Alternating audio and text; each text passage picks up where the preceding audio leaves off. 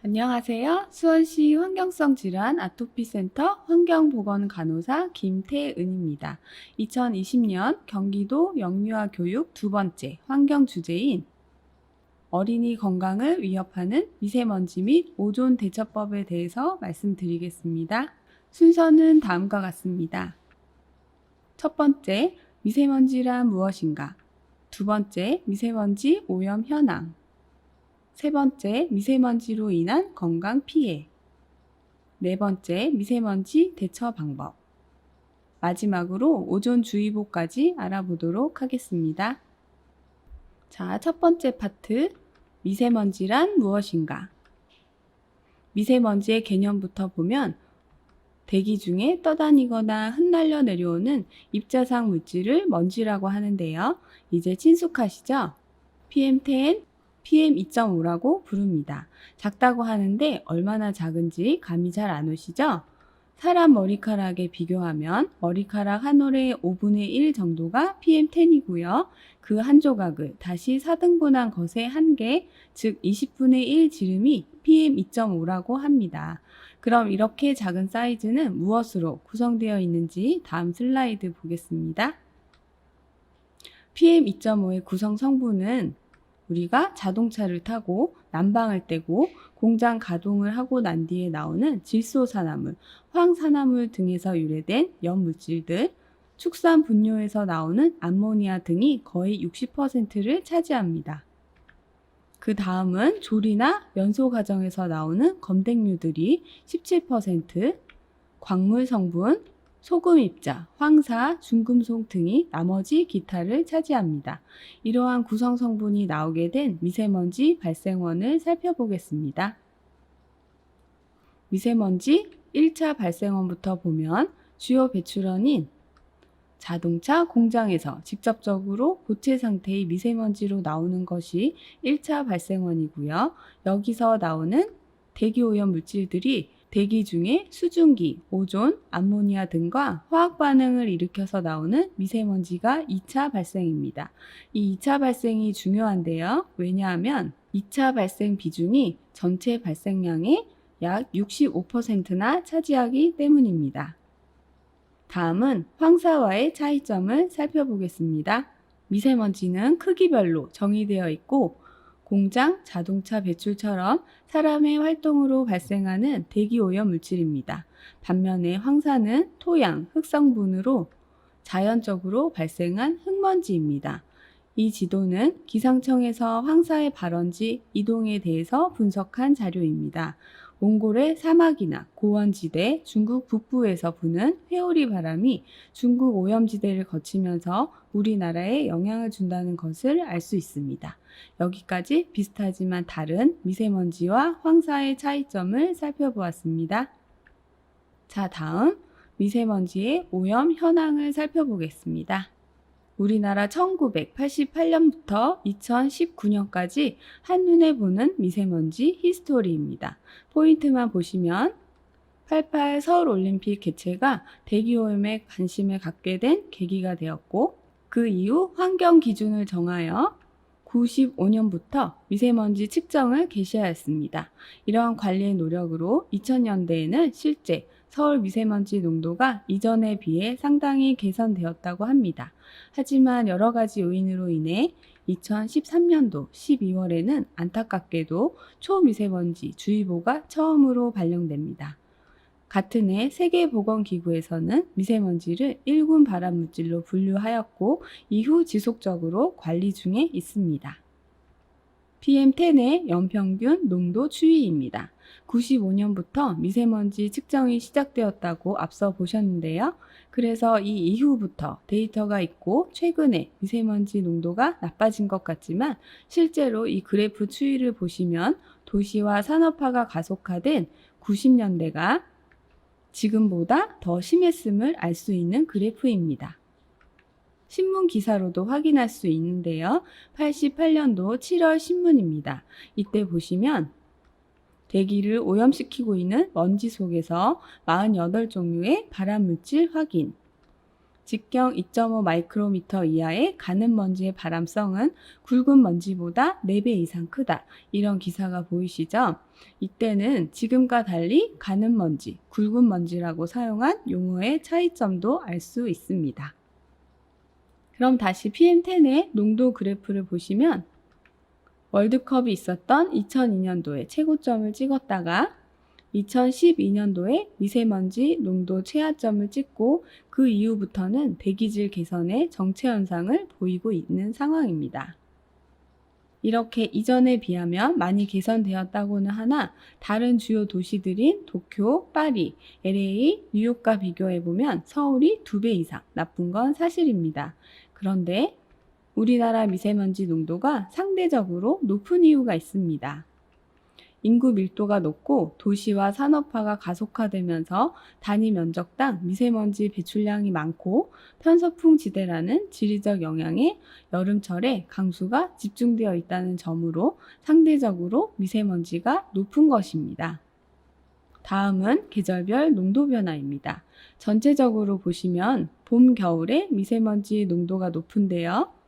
이동성 저기압과 건조한 지표면 영향으로 황사까지 동반되는 봄과 난방 등의 연료 사용이 증가하는 겨울에는 고농도 미세먼지가 자주 발생합니다. 반면에 비가 많이 오는 여름은 오염물질이 씻겨 내려가고 가을은 빠른 기압계 흐름 덕분에 대기 순환이 원활하여 미세먼지가 적은 계절이 됩니다. 지역별로도 미세먼지 차이가 나는데요. 이 표는 2018년도 인천, 경기 지역별 초미세먼지 나쁨 초과일수를 보여주는 데이터입니다. 공장지대가 밀집되어 있는 경기 남부 지역이 1년에 3분의 1가량 나쁨을 계속 보였습니다. 여기까지 오염 현황이었습니다. 다음은 세 번째, 미세먼지로 인한 건강 피해에 대해 알아보겠습니다. 미세먼지 히스토리에서 2013년도에 발암물질로 정해졌다고 말씀드렸는데요. 다음은 세계보건기구에서 정한 발암물질 분류표입니다. 1군부터 4군까지 구분되어 있고 1군으로 갈수록 발암성이 확인된 물질로 보는 것인데요. 이 1군에 담배, 성면, 벤젠과 함께 미세먼지가 들어가 있습니다. 발암물질로 분류된 미세먼지는 그 크기도 머리카락의 20분의 1이라고 했었죠. 아주 작아서 크기가 PM10에서 PM0.1까지 더 작아질수록 폐 깊숙이 침투할 수 있어 기관지에서 다른 기관으로 이동할 가능성도 높아지고 유해물질을 더 많이 흡착할 수도 있습니다.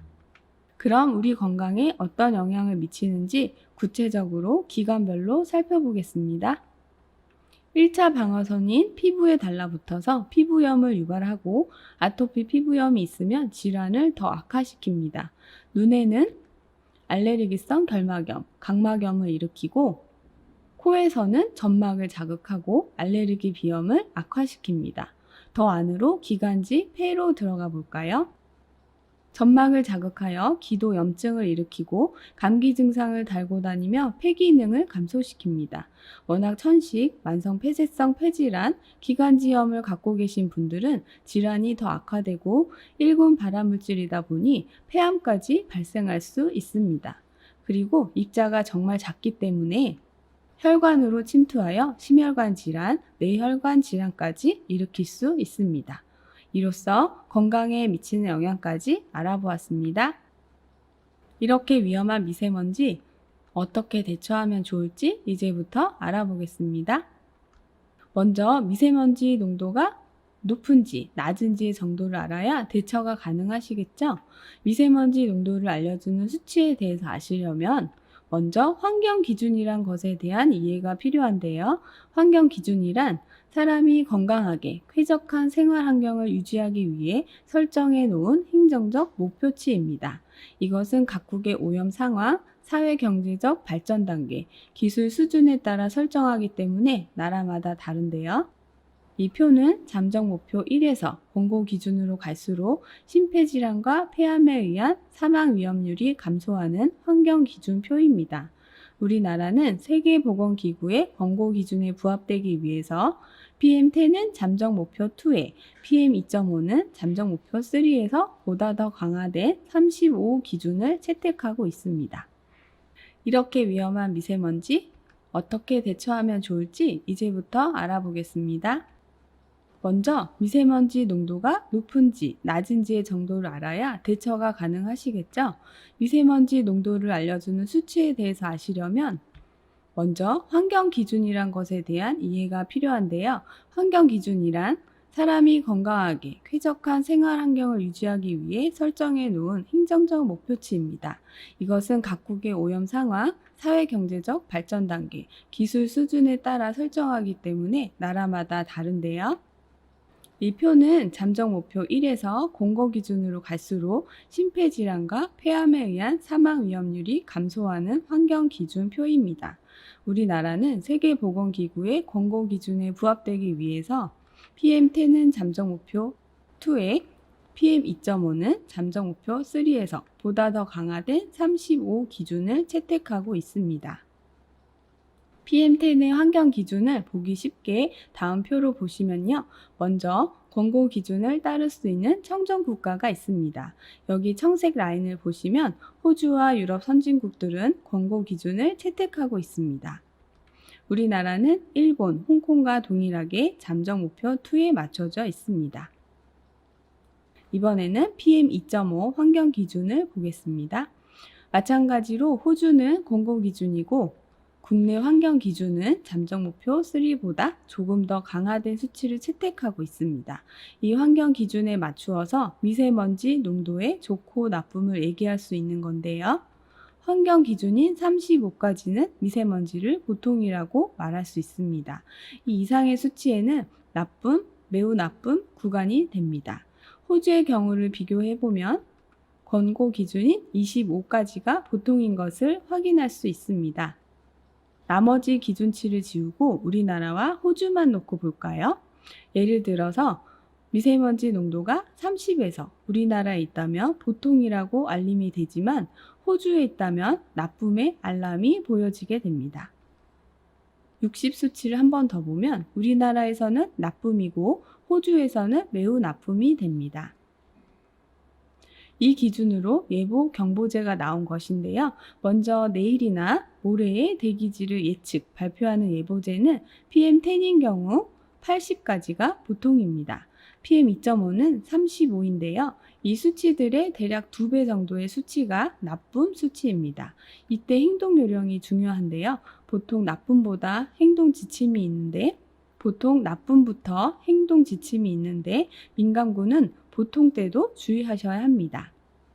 몸 상태에 따라 유의하여 활동하라고 되어 있죠? 여기서 말하는 민감군이 누굴 말하는 걸까요? 네, 임산부, 어린이, 노인, 기저질환이 있는 어른들이 해당됩니다.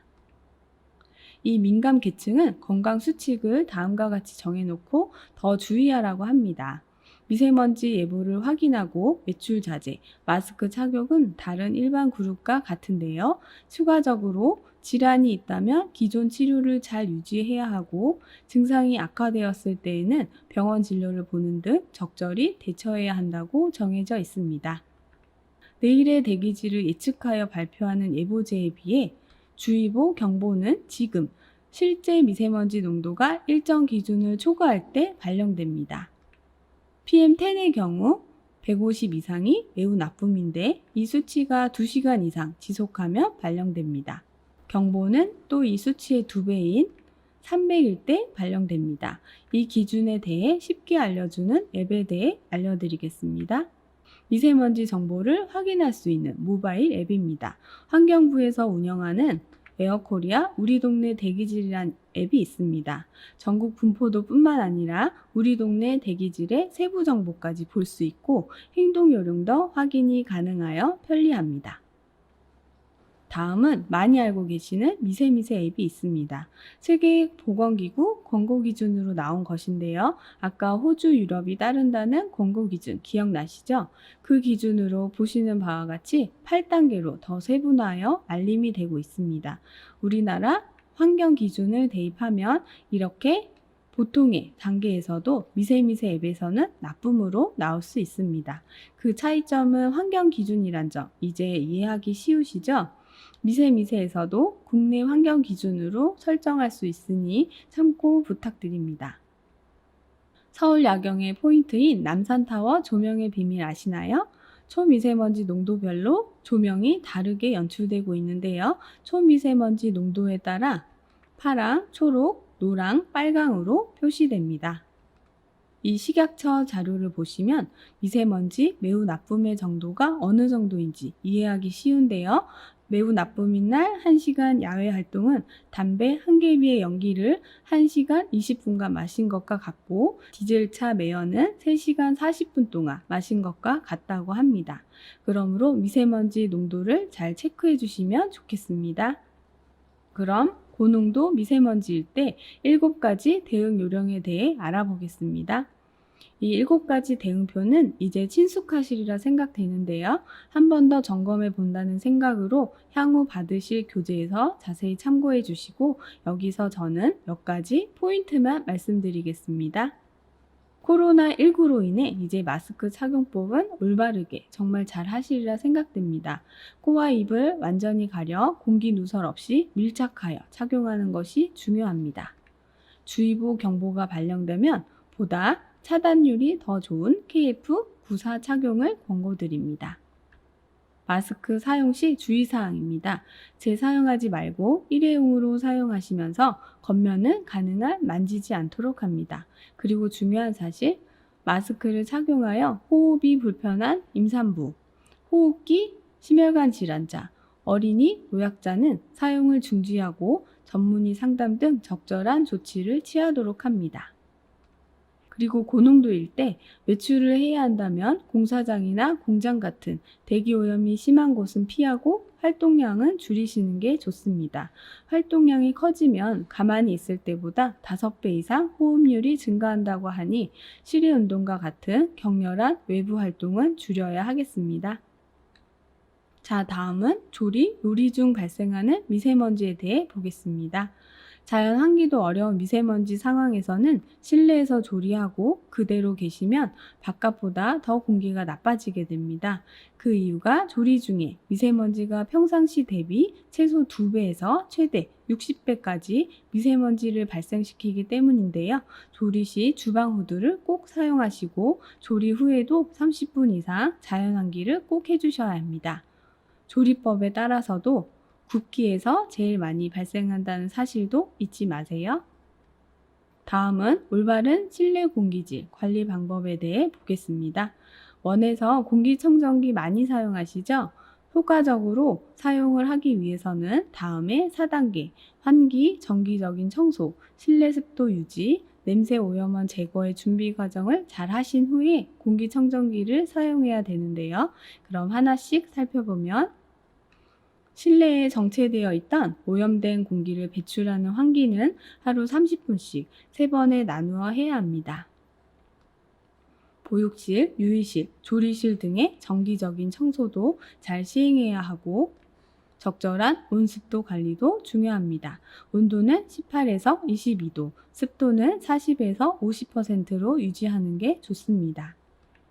음식 조리 시에는 미세먼지 및 유해가스가 발생하므로 반드시 주방후드 가동과 자연 환기를 동시에 실시해야 합니다. 위에 4단계를 모두 하신 뒤에 공기청정기를 가동하면 좋은 실내 공기질을 유지하실 수 있을 것입니다. 이때 공기청정기 필터는 주기적으로 교체하고 청소도 잘 해주시면 좋겠습니다. 지난해 11월에 국가기후환경회의를 거쳐 새로운 행동 지침이 나왔습니다. 미세먼지는 줄이고 건강은 지키는 10가지 참여 행동이란 가이드라인인데요. 미세먼지 줄이는 5가지 실천 사항이 있고, 나와 가족의 건강을 지키는 5가지 실천 사항으로 미세먼지 나쁜 날에도 10분씩 하루 3번, 조리 후에는 30분 이상 환기하기, 공기청정기 필터는 미리 점검하기, 외출 후에는 손 씻기, 세수하기, 양치질하기, 건강 상태에 따라 마스크 올바로 착용하기, 매우 나쁨인 날에는 격렬한 운동 피하기를 제시하였습니다. 이 항목들 중 마지막 4번, 5번 행동 수칙은 좀 더 중요한 내용으로 다음 슬라이드에서 자세히 보겠습니다. 건강 상태에 따라 보건용 마스크를 올바로 착용하셔야 하는 건 알고 계시죠? 민감군인, 임산부, 노약자는 예전처럼 36부터 즉 초미세먼지, 나쁨 시작부터 마스크를 착용하는 것은 동일합니다. 그러나 새로운 가이드라인에서는 나쁨 수준의 중간 정도 수치인 50까지는 건강 상태가 양호한 일반인과 어린이라면 마스크를 쓰지 않아도 괜찮다라고 비교적 구체적인 가이드라인이 나왔습니다. 그리고 나쁨에서 매우 나쁨으로 넘어가는 수치인 75까지는 가벼운 운동은 괜찮다고 제시하였습니다. 물론 건강한 일반인에 한해서요. 매우 나쁨 단계에서는 여전히 격렬한 운동은 피하셔야 합니다. 변경된 구체적 가이드라인은 잘 숙지하시면 좋겠습니다. 그럼 다음은 어린이집 대응 요령으로 평시 사전 준비 사항입니다. 고농도 미세먼지 발생 시 대처 방안을 숙지하고 문자 알림을 신청하셔서 미세먼지 정도를 잘 알고 계셔야 합니다. 보호자 비상 연락망을 구축하고 고농도 미세먼지 상황 대비 실외 수업을 대체할 계획을 세우고 민감군의 건강관리 대책을 마련하셔야 합니다. KF 보건용 마스크와 상비약을 비치해 두시고 실내 미세먼지도 기준치를 준수하셔야 합니다. 다음은 어린이집 고농도 미세먼지 단계별 대응 요령입니다. 1단계 예보부터 실제 고농도 발생 주의보를 거쳐 경보 단계까지 잘 숙지하셔서 대처해 주시면 좋겠습니다. 이 대응 요령도 추후 교재에서 자세히 참고해 주시고 마지막 파트로 넘어가겠습니다. 자, 미세먼지에 이어 마지막 오존 부분입니다. 야외 활동하기 전에 오존에 대해 알고 계시면 우리 아이들과 실외 활동을 계획하실 때 많은 도움이 되실 것 같은데요. 많이 들어는 봤지만 정확히 알기는 어려웠던 오존에 대해서 알아보고 여름철 많이 발생하는 오존주의보 대처 방법에 대해서도 알아보겠습니다. 오존은 산소 원자 3개로 구성된 기체로 주변 물질과 쉽게 반응하는 강한 산화력을 가지고 있습니다. 그래서 살균과 악취 제거에 유용한데요. 어디에 분포되어 있느냐에 따라 착한 오존, 나쁜 오존으로 나뉩니다. 좀 더 구체적으로 보면요. 우선 성층권 오존은 많이 들어보셨죠? 태양에서 오는 자외선이 지표면에 도달하기 전에 대부분 성층권에서 흡수하여 지구 생명체를 보호해주는 이로운 오존입니다. 반면 인간이 만들어낸 대기오염 물질과 햇빛의 화학 반응으로 만들어진 오존은 대륙권에 존재하는 오존으로 인체에 악영향을 주는 해로운 오존으로 돌변합니다. 우리의 감각기관이 피부, 눈, 코 등을 자극시키죠. 그럼 이 해로운 오존은 어디에서 생길까요? 자동차나 공장 같은 데서 직접 배출되는 물질이 아니고 여기에서 배출되는 대기오염 물질이 햇빛을 받아 광학 반응을 일으켜서 생기는 2차 오염 물질입니다. 광학 반응을 일으키므로 햇빛이 강한 여름철 낮에 많아지는 것이고 질소산화물과 휘발성, 유기화합물이 만나 생기게 됩니다. 통상 햇빛이 강해지는 4월에서 10월을 오존 시즌으로 보고 오후 2시에서 5시 사이가 최고 농도 시간입니다. 오존은 햇빛과 밀접한 거 이해되시죠? 폭염이 지속될 때 오존과 미세먼지 농도는 어떻게 변할까요? 뜨거운 햇빛 아래 대기오염 물질들과 광학 반응을 하게 되면 오존이 마구 발생하는데요. 이때 생긴 오존은 또다시 1차 생성 미세먼지와 결합하여 2차 생성 미세먼지가 됩니다. 이렇게 오존은 미세먼지 생성의 재료가 되기도 하고 미세먼지 발생을 촉진시키기도 합니다. 밀접한 관계죠. 따라서 여름철 폭염이 지속될 때에는 휘발성 유기화합물 배출량을 줄일 수 있도록 해야 합니다. 예를 들어 원에 페인트 작업을 하셔야 한다면 낮 시간, 폭염 기간은 피하시는 게 좋겠습니다. 그럼 이렇게 만들어진 대기권의 오존은 해로운 오존이라고 했는데요. 구체적으로 우리한테 어떤 영향을 미칠까요? 오존은 자극성과 산화력이 강해서 눈, 코, 피부와 같이 외부 자극을 받아들이는 감각기관에 먼저 영향을 줍니다. 그리고 고농도에 계속 노출이 된다면 기도나 폐포에 손상을 줘서 기침을 하거나 숨이 차는 증상을 보일 수 있습니다. 대기오염이 아토피 피부염의 증가를 부른다라는 한 조사 결과가 있습니다. 13년도에서 14년도에 걸쳐 서울에 사는 5세 이하 아토피 피부염을 앓는 어린이를 대상으로 삼성 서울병원 환경보건센터에서 조사한 결과인데요. 오존 농도가 0.01 ppm 증가하면 아토피 피부염의 증상 위험도는 6% 증가했다고 합니다. 두 번째에 있는 미세먼지 농도가 10 증가하는 것보다 더 자극적인 것으로 결과가 나왔습니다. 두 번째에 있는 미세먼지 농도가 10 증가하는 것보다 더 자극적인 것으로 결과가 나왔습니다. 다음은 수도권 오존주의보 발령 현황표입니다. 예전에 비해 폭염이 갈수록 심해지고 있는 최근 몇 년이 점점 상승폭이죠. 최근 5년간의 이 그래프도 보시면 2019년보다 폭염주의보 문자를 많이 받았던 건 2018년도였는데 오존주의보도 그만큼 제일 많이 발령된 걸 알 수 있습니다. 이처럼 오존에 대해서도 이제 예민해져야 합니다. 앞서 미세먼지 앱으로 알려드린 우리 동네 대기정보 앱에서 오존 예보제에 대한 정보도 함께 알 수 있습니다. 미세먼지처럼 오존 예보 구간에 따라 여기 행동 요령을 참고하셔서 따르시면 되는데요. 행동 요령이 아주 간단합니다.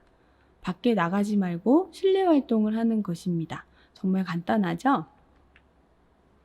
이제 마지막으로 오존이 높은 날 어떻게 해야 하는지 생활 수칙을 살펴보고 마무리하겠습니다.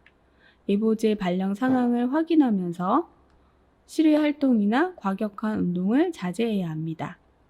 원에서는 실외 학습을 제한하셔야 하고요. 대기오염 물질과 반응한다는 사실 기억나시죠? 그래서 되도록이면 대중교통을 이용하고 스프레이나 페인트 칠 사용을 줄이셔야 합니다. 휘발성 유기화합물과도 반응하기에 한낮엔 주유를 피하시는 것도 좋은 방법입니다. 오존은 기체이기 때문에 특별히 피할 수 있는 방법이 안타깝게도 없습니다. 미세먼지처럼 마스크로 차단되지도 않고요. 실외 활동을 자제하는 것밖에 없지만 오존의 유해성을 잘 기억하셔서 오존주의보가 발령된 날은 실내 활동으로 우리 어린이들과 즐겁고 건강한 원생활을 하시기 바랍니다. 이로써 두 번째 환경 주제인 미세먼지와 오존 대처법 교육도 마치도록 하겠습니다. 경청해 주셔서 감사합니다.